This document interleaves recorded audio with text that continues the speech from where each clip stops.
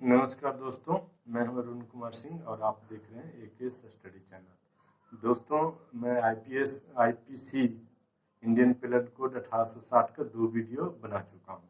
पहला वीडियो में मैं यह बताया हूं कि कंसेप्ट ऑफ क्राइम क्या होता है और क्राइम के इसेंशियल इंग्रेडिएंट क्या होता है। जैसे दो पर्सन होना चाहिए, एक एक्यूज, एक विक्टिम, फिर गिल्टी माइंड होना चाहिए, फिर एक्ट जो कर रहा है एक्यूज जो प्रोहिबिटेड वाला होना चाहिए, फिर इंजुरी ऑफ पर्सन या बॉडी होना चाहिए विक्टिम का। उसके बाद हम देखे थे दोस्तों कि पर्सन का डिफिनीशन, जिसमें पर्सन नेचुरल आर्टिफिशियल पर्सन भी रह सकता है, कंपनी एसोसिएशन भी हो सकता है। मिन्सिरिया गिल्टी माइंड क्या है दोस्तों। उसके बाद हम मोटिव क्या है, नेग्लिजेंस क्या है, नॉलेज क्या है। उसके बाद position of mens rea in India, India में यह लागू है कोर्ट में या नहीं लागू है दोस्तों, ये देखे थे। उसके बाद हम देखे थे दोस्तों कि इंडिया में किस किस केसेज में, क्रिमिनल केसेज में मिन्सिरिया एक इसेंशियल इंग्रेडिएंट नहीं है या मिन्सिरिया लागू नहीं है दोस्तों। तो उसमें हम देखे थे दोस्तों कि सोशियो इकोनॉमिक ऑफेंसेज है, जैसे फूड अल्टरेशन एक्ट है, ड्रग एक्ट है, वेट मेजर एक्ट है, तो इन पे लागू नहीं होता है दोस्तों। फिर कुछ ऑफेंसेज है जैसे हिनियस क्राइम वाले ऑफेंसेज, जैसे वार अगेंस्ट द स्टेट, बहुत बड़ा क्राइम है, सेडिशन, काउंटरफेटिंग ऑफ कॉइन, रेप। तो इस सब में आपको मिन्सिरिया इंटेंशन गुड था बैड था यह नहीं देखा जाएगा दोस्तों। उसके बाद पब्लिक न्यूसेंस, लाइबल, मतलब डिफेमेशन किसी की किया आपने, कंटेम्प्ट ऑफ कोर्ट किया, तो इसमें भी नहीं देखा जाएगा। उसके बाद है दोस्तों ट्रैफिक का कोई लॉ या फेरा, जो भी फेमा के नाम से जानते हैं, एमएसीटी एक्ट या टॉर्ट, इस सब पे भी बैड इंटेंशन है, गुड इंटेंशन, आपका क्या इंटेंशन है, मिन्सिरिया है नहीं है, ये नहीं देखा जाएगा, ये बाईपास कर दिया जाता है दोस्तों। उसके बाद नेक्स्ट हम देखे थे दोस्तों कि स्टेजेज ऑफ क्राइम। क्राइम होता है तो उसके कितने स्टेज हैं, तो उसके 4 स्टेज है दोस्तों। एक तो मोटिव आपके माइंड में होना चाहिए, कुछ उद्देश्य होना चाहिए, कुछ एम होना चाहिए, कुछ पर्पस होना चाहिए बहुत बड़ा बनने का। उसमें रातों रात, आज शाम है और कल रात को जब जगे आप तो अरबपति हैं, आज क्या है, खाकपति हैं, रोडपति हैं, आज जीरोपति हैं। तो ये सपना है तो आप डाका ही डालेंगे, आप तो कोई उपाय नहीं है। तो उसके लिए आप क्या करेंगे, प्रिपरेशन करेंगे। फिर उसको प्रिपरेशन को क्या करेंगे, अटेम्प्ट करेंगे, सक्सेसफुल नहीं हुआ फिर दोबारा जाएंगे और एग्जीक्यूट कर देंगे, सक्सेसफुल हो गया। तो ये चारों हम स्टेजेस देखे थे क्राइम का। तो पहला मोटिव, दूसरा है प्रिपरेशन, तीसरा अटेम्प्ट, चौथा है एग्जीक्यूशन। तो किसी भी क्राइम में मोटिव कोई अपराध नहीं है, ये देखे थे। अटेम्प्ट कुछ हिनियस क्राइम है, बड़े अपराध है उसमें।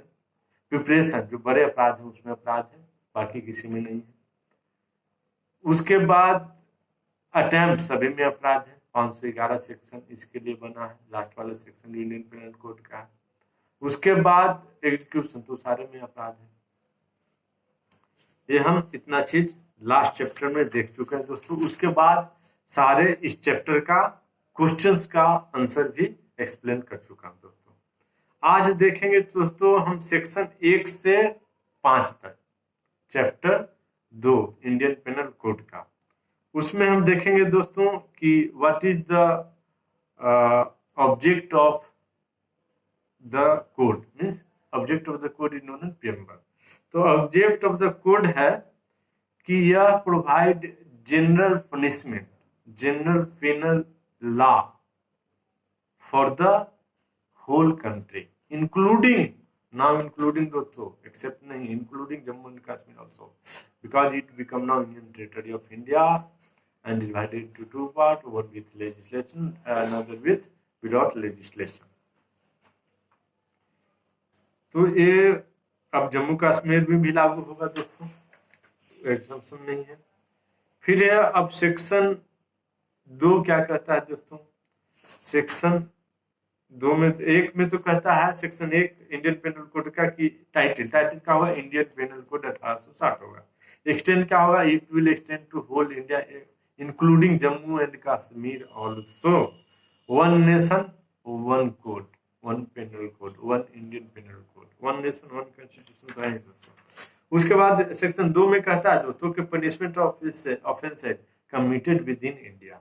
यदि विद इन इंडिया में कोई ऑफेंस होता है और वो ऑफेंस इंडियन पेनल कोड में प्रोहिबिटेड है या बर्नर है, तो उस ऑफेंस के लिए इंडियन पेनल कोड के अनुसार उसको पनिशमेंट दिया जाएगा। सॉरी दोस्तों, यदि वो इंडियन पेनल कोड में बर्नर नहीं है दोस्तों, तो इंडियन पेनल कोड के अनुसार उसको पनिशमेंट नहीं मिलेगा, वो बरी हो जाएगा। किसी और कोड में जो म्युनिसिपल लॉ इंडिया के लॉ उसमें पनिशमेंट दिया गया है दोस्तों, जैसे NDPS, narcotic substance, NDPS narcotic drug psychotropic substance act, तो उसमें है, आर्म्स एक्ट में है, पॉक्सो एक्ट में है, प्रोविजन ऑफ एट्रोसिटीज एक्ट में है, डोरी प्रोहिबिशन एक्ट में है, एक्सप्लोसिव सब्सटेंस एक्ट में है, तो वहां पनिशमेंट का प्रोविजन है, तो वहां दिया जाएगा। लेकिन इंडियन पेनल कोड के अनुसार उसको पनिशमेंट नहीं दिया जाएगा दोस्तों। अब कहता है दोस्तों कि कोई भी केस है तो उसको कब फाइल करना है। तो कोई भी क्राइम है और वह सिर्फ फाइन से पनिशेबल है, तो आप 6 महीना तक उसको फाइल कर दीजिए विद इन 6 मंथ और 6 मंथ तक। कोई भी क्राइम है जो इसका इम्प्रिजनमेंट 1 ईयर है, जिसका पनिशमेंट 1 साल जेल की सजा है, तो उसको आप 1 साल तक केस फाइल कर दीजिए, उसके बाद आप नहीं कर सकते। ये सीआरपीसी में लिखा है दोस्तों, सेक्शन 486 में, 468 में, सॉरी सेक्शन 468 में लिखा है दोस्तों। उसके बाद कोई सजा है जो 3 साल की सजा है किसी भी क्राइम में, तो उस क्राइम के लिए आप केस 3 साल के अंदर 3 साल तक कर दीजिए, फिर आप नहीं कर सकते। कोई सजा है जो 3 साल से ज्यादा कैद की सजा, 3 साल से ज्यादा इम्प्रिजमेंट है, तो उसको आप 10 साल, 20 साल, 30 साल, 40 साल, 50 साल, 60 साल, जब मर्जी तब आप उस केस को फाइल कर सकते हैं दोस्तों। उसके बाद है दोस्तों कि एक केस है दोस्तों जो कि Mubarak Ali Ahmed versus state of Bombay है, सुप्रीम कोर्ट का केस है 1957 का। इसमें क्या है दोस्तों कि प्लेस ऑफ क्राइम और जुरिडिक्शन ऑफ क्राइम पे चर्चा हुआ दोस्तों। तो इंडियन नेशनल था, मुंबई में रहता था, मुंबई में चावल की बहुत क्राइसिस थी। कराची में कोई रहता था जो चावल का व्यापारी था, और वो कराची से फोन पर पैसे की लेन देन की बात हुई, और उसने बोला कि आप पैसे यदि सारे ट्रांसफर कर देते हैं हमारे अकाउंट में, तो मैं आपको चावल यहाँ से शिपमेंट द्वारा भेज दूंगा और आपको मुंबई शिपमेंट द्वारा मिल जाएगी। इसने पैसे तो ट्रांसफर कर दिए, लगभग 5 लाख रुपए, 5.5 लाख रुपए, लेकिन इसको चावल नहीं मिला। जब ये कोर्ट में गया तो उसने कहा, मुबारक अली जो वहां का व्यापारी था कराची पाकिस्तान के, उसने कहा कि मैं तो इंडियन स्टेट में का इंडियन नेशनल हूं नहीं, मैं तो पाकिस्तानी नेशनल हूं। एक दूसरा, ये jurisdiction of crime, cause of action, crime का जो कॉज ऑफ एक्शन है वो तो पाकिस्तान में राइज हुआ, मैं तो इंडिया में कभी गया ही नहीं मुंबई में, तो पाकिस्तानी कोर्ट का जुरिडिक्शन बनता है, इंडिया कोर्ट का जुरिडिक्शन बनता नहीं है। तो सुप्रीम कोर्ट ने कहा कि नहीं, यदि क्राइम इंडिया में हुआ है और टेलीफोनिक कन्वर्सेशन इंडिया में हुआ है, तो वो क्राइम को cause of action, place of crime India माना जाएगा, मुंबई माना जाएगा। इसलिए यहाँ मुंबई कोर्ट को यह जुरिडिक्शन है कि वो आप पे केस चला सकता है, और उसको पनिशमेंट दिया गया। उसके बाद है दोस्तों की फैक्ट। फैक्ट क्या है दोस्तों? What is fact? तो कोई भी चीज दोस्तों जिसको आप सेंस ऑर्गन द्वारा ज्ञानेंद्रियों द्वारा, जो 5 आपके ज्ञानेंद्रियां हैं, आंख से देख सकते हैं, नाक से सूंघ सकते हैं, जीभ से स्वाद उसका अनुभव कर सकते हैं, कान से सुन सकते हैं, स्किन से ठंडा गर्म का अनुभव कर सकते हैं, फील कर सकते हैं, तो वह एक फैक्ट है। फैक्ट मतलब कोई भी घटना, कोई भी मैटर, कोई भी बात जो एक्चुअली में घटित हुआ, कोई भी घटना जो एक्चुअल में घटित हुआ, वो फैक्ट है। कोई भी मटेरियल है वो फैक्ट है। जैसे यहाँ लैपटॉप है, फैक्ट है। मोबाइल है, फैक्ट है। प्रिंटर है, फैक्ट है। टेबल लैंप है, फैक्ट है। नोटबुक है, फैक्ट है। बुक है, चेयर है, फैक्ट है। कूलर है, फैक्ट है।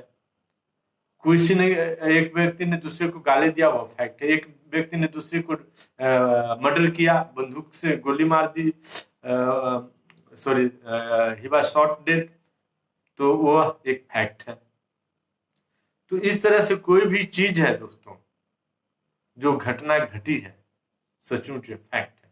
तो what is fact in issue? तो एक पार्टी असर्ट करता है, एक पार्टी क्लेम करता है, दूसरे पार्टी उस फैक्ट को डिनाई करता है, तो वो फैक्ट इन इशू है। जैसे हमने आपको 1,000 रुपया दिया, आप मना कर रहे हो, तो वही फैक्ट इन इशू है कि 1,000 रुपया हमने आपको दिया कि नहीं, ये कोर्ट फैसला करेगा, यही केस हो जाता है। हमने, एक व्यक्ति ए ने बी को मर्डर किया, तो ए तो बोलता है कि मैंने मर्डर नहीं किया, और बी के रिलेटिव बोलता है कि ए ने मर्डर किया, तो फैक्ट इन इशू है, इसको कोर्ट में प्रूव किया जाएगा, दोनों एविडेंस लिए जाएंगे। उसके बाद है दोस्तों कि फॉरेन सोवरेन, जो कुछ there are no exception in favour of anyone in Indian penal code. कोई भी व्यक्ति ऐसा नहीं है जिस पर इंडियन पेनल कोड लागू नहीं होगा, फिर भी but following persons are always exempted from the jurisdiction of the criminal codes of every country. तो उसमें क्या क्या, उसमें ये भी है कि इंडियन पेनल कोड भी उस पर लागू नहीं होगा, इसलिए मैं यहाँ पर है दोस्तों, तो कोई भी क्रिमिनल केस उस पर हो ही नहीं सकता, तो इंडियन पेनल कोड भी आ जाएगा।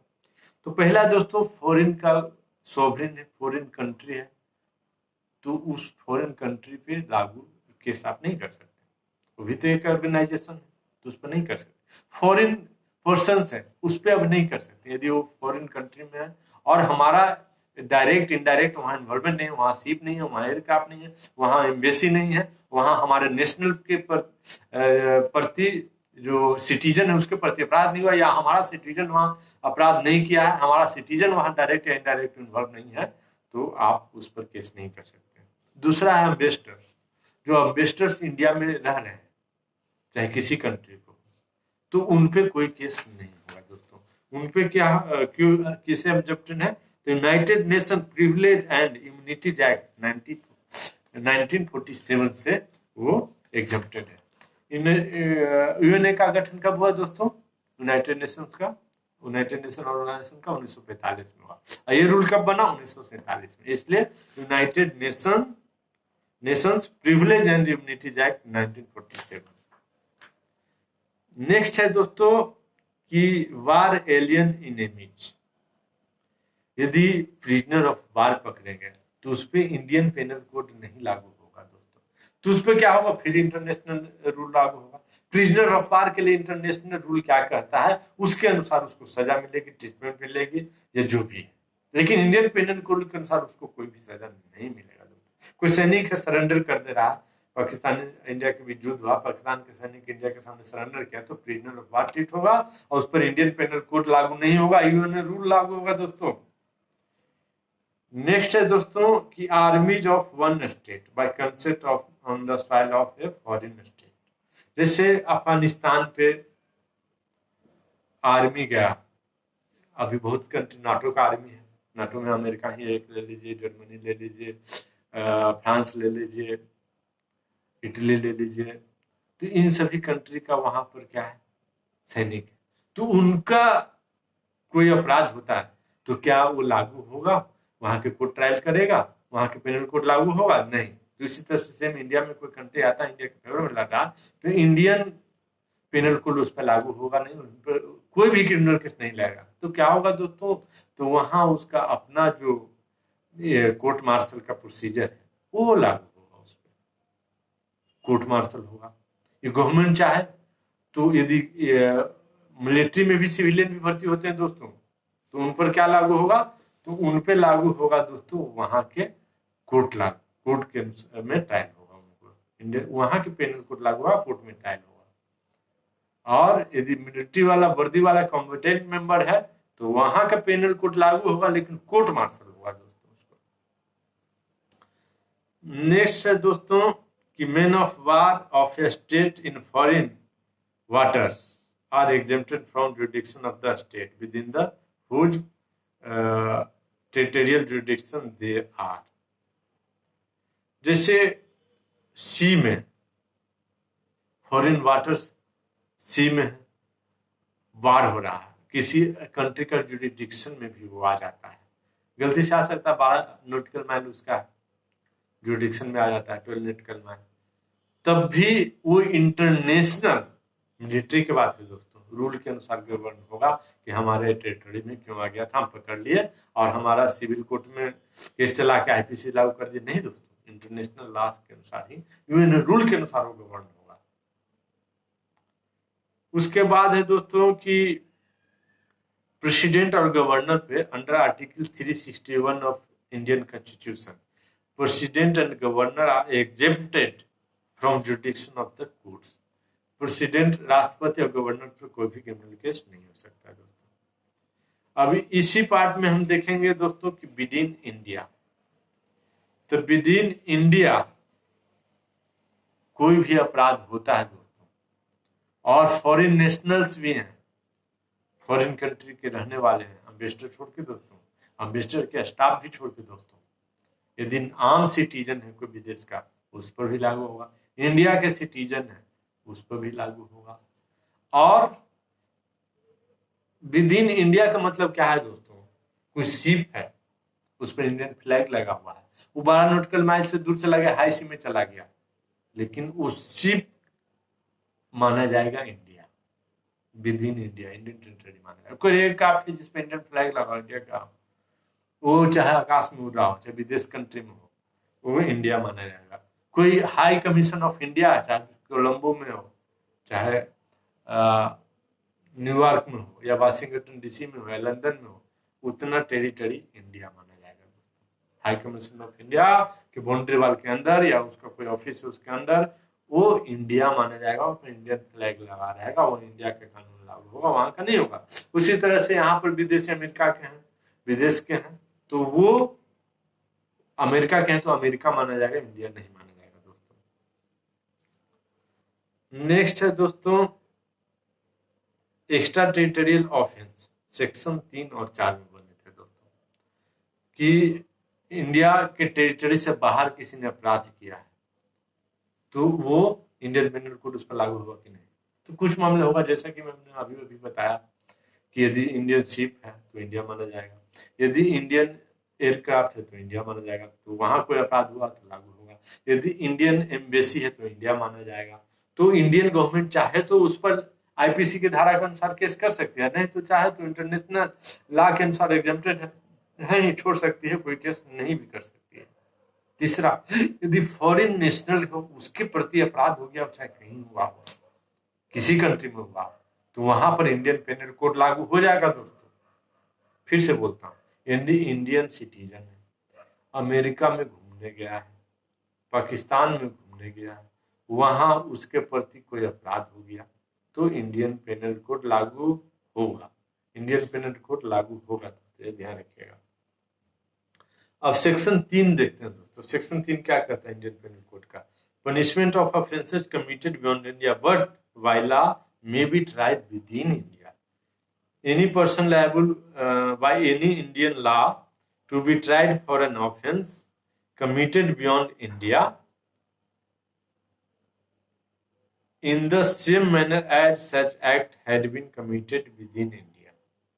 जैसे एक 4 केस बताया दोस्तों, एक तो इंडियन शिप हो, फॉरेन कंट्री में हो, इंडियन एयरक्राफ्ट हो, एरोप्लेन हो, फॉरेन कंट्री में हो, इंडियन एम्बेसी हो, फॉरेन कंट्री में, कोई सिटीजन हमारे घर में उसके प्रति अपराध हो गया हो, इस 4 केस में उस पर फॉरेन नेशनल हो, उससे कोई बात नहीं, कोई मतलब नहीं, उस पर इंडियन पेनल कोड लागू होगा दोस्तों। उसके बाद अब चौथा सेक्शन आता है दोस्तों कि extension of code to extra territorial offences.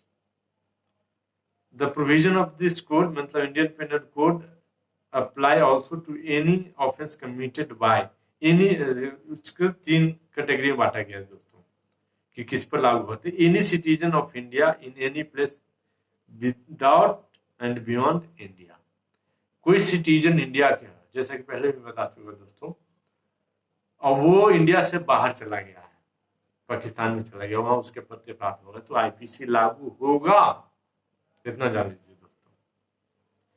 तो कहता है extension of court to extra territorial person, तो इंडिया से बाहर लागू हो गया। दूसरा कब होगा लागू कि एनी शिप और aircraft registered in India where it may be, जहां कहीं भी हो शिप पर अपराध हुआ हो और दोनों फॉरेन नेशनल है, तब भी वो इंडिया में ट्राइबल होगा। अपना एक नहीं, दोनों फॉरेन नेशनल तब भी होगा, एक इंडियन नेशनल एक फॉरेन नेशनल है तब भी होगा। कौन एक्यूज हो कौन विक्टिम है इससे कोई मतलब नहीं है दोस्तों, लेकिन इंडियन पेनल कोड लागू होगा, उसको पनिशमेंट मिलेगी और बराबर मिलेगी। तीसरा है दोस्तों any person in any place without and beyond India committing offence targeting a computer resources located in India. और यह कब से लागू किया है दोस्तों, अमेंड किया गया है अमेंडमेंट 2009 में इंडियन पेनल कोड में। जैसे इंडिया में हम कंप्यूटर ऑपरेट कर रहे हैं और बैंकिंग का साइट खोले हुए हैं, और दूसरे बंदे ने अमेरिका में या पाकिस्तान में बैठा हुआ कराची में, वो हमारा अकाउंट से कंप्यूटर के साइट हैक कर लिया, बैंक का पासवर्ड आईडी वगैरह हैक करके, और 1 लाख रुपया ले लिया, तो क्या उस पर इंडियन पेनल कोड लागू होगा? यस दोस्तों, चाहे विश्व को किसी भी कोने में हो, हमारे कंप्यूटर को हैक करके हमारे पैसा चुराया है, हमारे को क्षति पहुंचाया है, उनको इंजुरी किया है, हमारे को नुकसान किया है, तो उस पर इंडियन पेनल कोड लागू होगा। तो ये 3 दशा में विदेश में भी इंडियन पेनल कोड लागू होगा दोस्तों। कौन सा दशा है? क्योंकि इंडियन सिटीजन कहीं भी गया तो इंडिया ही जा रहा है, वो जा रहा है तो उसके पीठ पे लिखा हुआ, ललाट पे लिखा हुआ इंडिया जा रहा है, वहां अपराध होगा। कोई शिप है, एयरक्राफ्ट है, वहां कोई अपराध हुआ तो कोई भी सिटीजन, दोनों विदेशी क्यों ना, दोनों इंडियन क्यों ना, एक इंडियन एक विदेशी हो, उस पर लागू होगा। तीसरा कंडीशन क्या है दोस्तों? तीसरा कंडीशन है कि कंप्यूटर द्वारा, हमारे आजकल तो डिजिटल का जमाना दोस्तों, सारे काम बैंक में जाइए कंप्यूटर से, पोस्ट ऑफिस में जाइए कंप्यूटर से, पेटीएम, भीम पे, गूगल पे, तो किसी तरह से आपका डिजिटल ट्रांजेक्शन हो रहा है, तो डिजिटल ट्रांजेक्शन, उस सेम ट्रांजेक्शन विदेशी ने गलत तरीके से हमारे कंप्यूटर को, मोबाइल को, साइट को, अकाउंट को हैक करके और अपने अकाउंट में डाल लिया, तो उस पर 2009 से इंडियन पेनल कोड लागू होगा दोस्तों। 2009 से पहले नहीं लागू होगा, क्योंकि अमेंडमेंट ही लाया गया 2009 में। 2009 से पहले लागू नहीं होगा दोस्तों। उसके बाद देखिए कि व्हाट इज एक्सट्रेडिशन। तो एक्सट्रेडिशन एक्ट है दोस्तों, एक्सट्रेडिशन एक्ट 1962 बनाया गया है इंडिया में। उसके तहत, उस एक्ट के तहत, यदि किसी फॉरेन कंट्री से extradition treaty, extradition contract, extradition agreement sign है, तो वहां के नागरिक, हमारे नागरिक के प्रति अपराध कर लिया तो हम उसको बुला सकते हैं। हमारा नागरिक यहाँ इंडिया में अपराध करके वहां भाग गया, बहुत चालाक होते हैं दोस्तों, जैसे अबू सेलेम है, दाऊद इब्राहिम है, और पता नहीं छोटा शकील और मोटा शकील क्या क्या है, बहुत सारे नाम आता है न्यूज में, टेलीविजन में। तो ये सब यही किए हैं, यहाँ अपराध किया, विदेश में भाग गए, तो उन पर भी इंडियन पेनल कोड लागू होगा दोस्तों। ये एक्सट्रेडिशन ट्रीटी में यदि साइन है दोनों कंट्री के बीच, तो हम, हमारे अपराधी हैं और उस कंट्री में छुपे हैं, तो उसको वो दे देगा हमें। हमारा कंट्री में छुपा है, उसके अपराधी है, उस कंट्री के किसी नागरिक के प्रति अपराधी है, कंट्री के प्रति अपराध किया, तो हम उसको दे देंगे दोस्तों, और वहां उसको कोर्ट में ट्रायल होगा, क्रिमिनल कोर्ट में। फिर है दोस्तों कि extra territorial jurisdiction, Indian courts are empowered to try offences committed out of India. जैसे आउट ऑफ इंडिया किसी लैंड पे हुआ है, तो वहां किस केस में, तो बता दिया दोस्तों, इंडियन सिटीजन वहां हो, इंडियन एम्बेसी वहां हो तो लागू होगा, या हमारा कंप्यूटर हैक करके और हमारे पैसा वहां से ले लिया है तो वहां पर एक्स्ट्रा टेरिटोरियल जुडिक्शन लागू होगा दोस्तों। कोई हाई सी है, सेम शिप हमारा है और 12 नॉटिकल माइल से दूर है और हाई सी में है जहाँ नो मैन्स लैंड है, इंटरनेशनल लॉ लागू होता है, लेकिन हमारा शिप पे अपराध हुआ है तो हमारा कानून वहां लागू होगा दोस्तों। अब बोलिए दोस्तों, शिप है, अब शिप पर से कोई गिर गया, कुछ हो गया, फिर उस पर अपराध हो, तो शिप पर तो नहीं है, तो क्या उस पर लागू होगा? तो हाँ होगा ना, इंडियन सिटीजन है। इंडियन सिटीजन जहां जहां है उसके पूरे शरीर पे इंडिया लिखा हुआ, वो पूरा इंडिया की तरफ मूव करा दोस्तों, और वो जहां भी जाएगा आईपीसी पीछा नहीं छोड़ेगा, आईपीसी लागू हो जाएगा। उसके बाद एयरक्राफ्ट है दोस्तों, कोई एयरक्राफ्ट फ्लाई कर रहा है आकाश में, तो न इंडिया है न पाकिस्तान है, अब क्या होगा? तो वहां भी लागू होगा दोस्तों, वहां भी लागू होगा इंडियन पेनल कोड, चाहे दोनों नेशनल फॉरेनर हो, एक फॉरेनर हो एक इंडियन हो, तब भी लागू होगा दोस्तों। नेक्स्ट दोस्तों देखते हैं दोस्तों, एडमैल्टी। एडमैल्टी क्या होता है दोस्तों? The jurisdiction to try offences committed on high sea is known as admiralty. एडमैल्टी क्या होता है? जो पायरेसी है। पायरेसी क्या होता है दोस्तों? पायरेसी का दो मीनिंग होता है, लेकिन यहाँ लॉ में लेंगे समुद्री डकैती, डकैती इन हाई सी। लेकिन दूसरा मीनिंग होता है कि पायरेसी करना, डुप्लीकेट सीडी डीवीडी को कॉपी करना, वो भी पायरेसी है, लेकिन हम यहाँ लेंगे कि डकैती इन हाई सी। तो ऑफिस है जो हाई सी में होता है तो उसको क्या बोलते हैं दोस्तों? Admire, ADMIRALTY, एडमायरल्टी। और एडमायरल्टी जुरिडिक्शन इंडिया के पास किस दशा में आएगा वो आपको पहले बता चुके हैं दोस्तों, कि Indian offences committed on Indian ship है ना, हाई सी में है तब उस पर लागू हो जाएगा।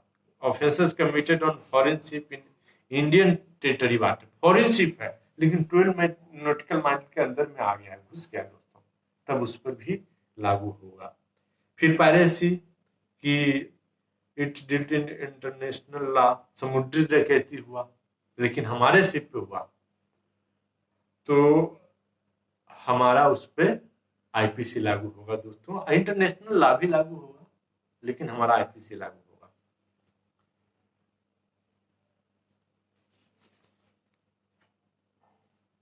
नेक्स्ट है दोस्तों कि एयरक्राफ्ट।